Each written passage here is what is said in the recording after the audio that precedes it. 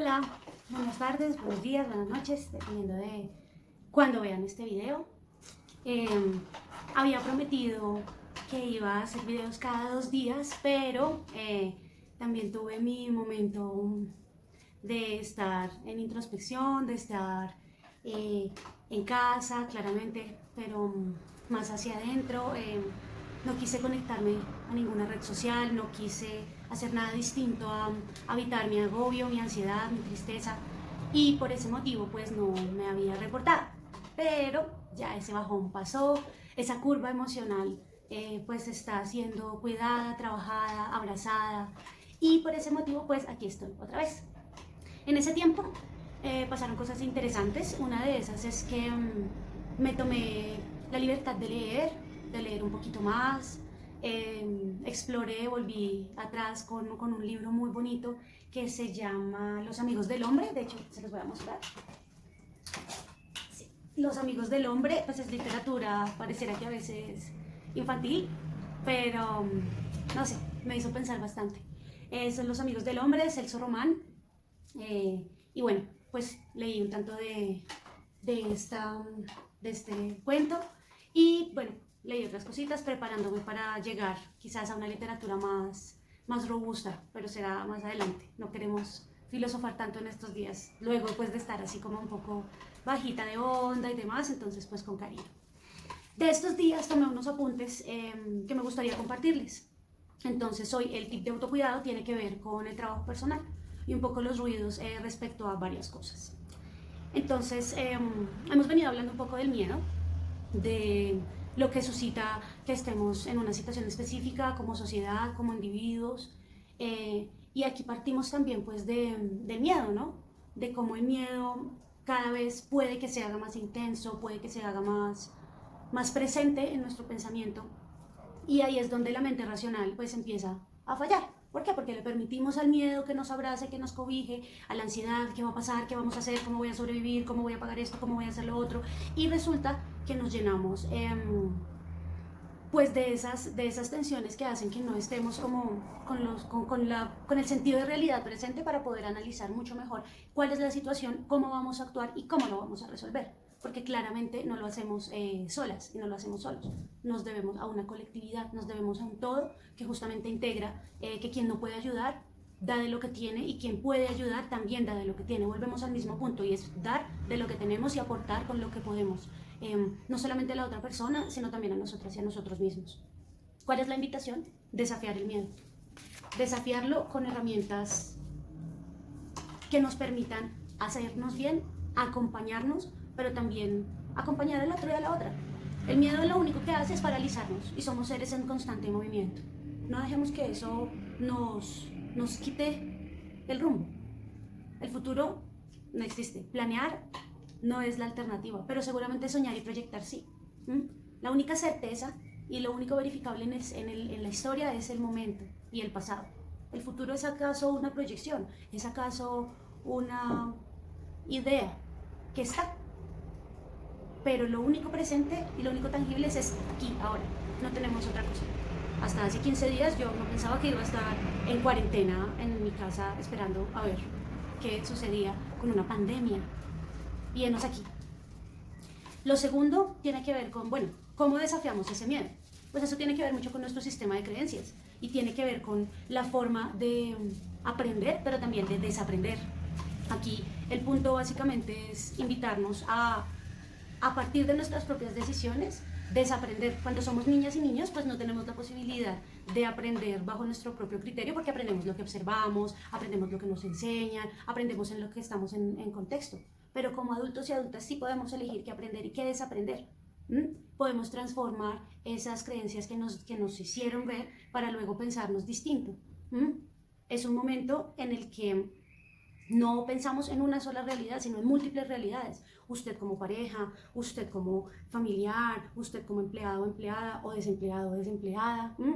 Tenemos múltiples roles, múltiples escenarios que nos invitan a pensar en distintas formas de ser, de estar, de relacionarnos. Y ahí es donde justamente pues viene el tema de pensarnos distinto. Cada persona tiene un sueño.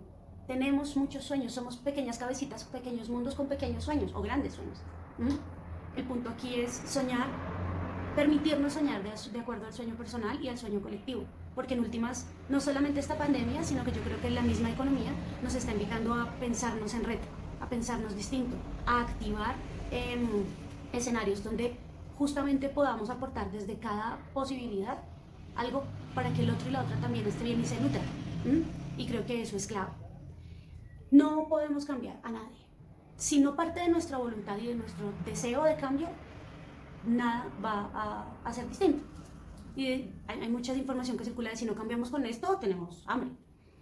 Y puede que no cambiemos en la totalidad. Pero yo sí creo en los cambios pequeños, en las apuestas chiquitas, desde aquí. Y creo que el cambio es posible en la medida en que cada una y cada uno lo vayamos movilizando. No es fácil estar en casa con los hijos todo el tiempo, no es fácil estar en casa todo el tiempo respondiendo a diferentes cosas, no es fácil estar en casa y que te habite la tristeza, la soledad, pero también hay formas de cambiar el chip, hay formas de poder transformarlo, todo desde la paciencia y desde el amor, también desde la comprensión. Esto es lo que tenemos, ¿cómo lo vamos a solucionar? Pero si no nos lo proponemos, el cambio no va a llegar solo. Para poder ser maestras y maestros de nosotros mismos y nosotras mismas, nada más, tenemos que hacer un trabajo constante de seguirnos pensando, de seguirnos abrazando, de seguir cultivando pues esas preguntas propias. Y si se puede, pues también preguntas colectivas, que permitan conversar, que permitan compartir, que permitan generar esa otra mirada que a veces nosotros y nosotras no las vemos. Esa otra mirada nos abre la mente, nos invita a pensar otras cosas, nos muestra otras perspectivas. Y creo que eso es muy valioso. No nos corresponde controlar, nos corresponde respetar y acompañar los procesos de cada persona. Y los propios también. Eso es importante. La tranquilidad y la felicidad, comprendo que depende del trabajo que yo haga conmigo. Y de la riqueza que le encontremos a todos estos días para justamente encontrar esas pautas y esas formas distintas de salir de esto, que a la final no solo se vuelve un tema de salud mental, sino también un tema de salud física, qué tanto nos estamos moviendo, qué tanto tenemos voluntad para pararnos de la cama, qué tanto tenemos voluntad para hacer otras cosas, ocupar nuestro tiempo en otras cosas. El tiempo es el mismo, la percepción del tiempo es la que cambia, y por eso también a veces es como, pucha, hasta ahora son las 2, ay, hasta ahora son las 4, ya son las 12, busquemos el sueño hoy. Pero hay que pensarnos distinto, porque todo esto va a pasar. Esto es claro. ¿Cuándo? No lo sé, pero va a pasar. Es lo único que sí tengo claro, porque todo pasa.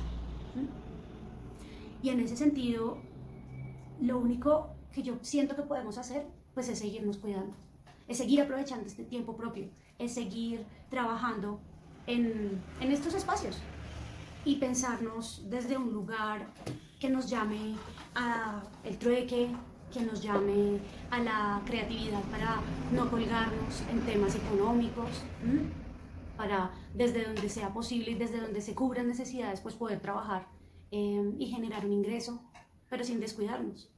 Yo creo que esta dinámica de parar absolutamente, de cerrar y de poner un freno, pues también nos está diciendo cosas. De otro lado, hay que pensar mucho pues en mantener los vínculos que nos hagan bien, porque también lastima. Si no hay vínculos que te hacen bien, que te juzgan, o que nos juzgan, o que nos señalan, o que no nos escuchan, que no nos comprenden, que también sea el momento para depurar. Creo que somos un tránsito, y ese tránsito nos ayuda también a estar en otras lógicas. Un saludo para Freddy, para Ana Sofía y para Juan Pablo.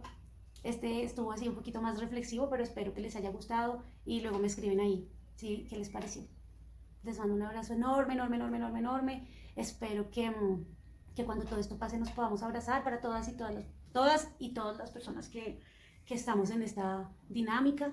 Espero que seamos todas y todos, por favor. Y con las personas que me logre cruzar, pues tenga seguro que aquí va a haber un abrazo gigante para usted. Así que muchas gracias. Este es nuestro tip de autocuidado número 4, que hablaba de la autorreflexividad, el miedo y la capacidad de transformación que tenemos. Chao.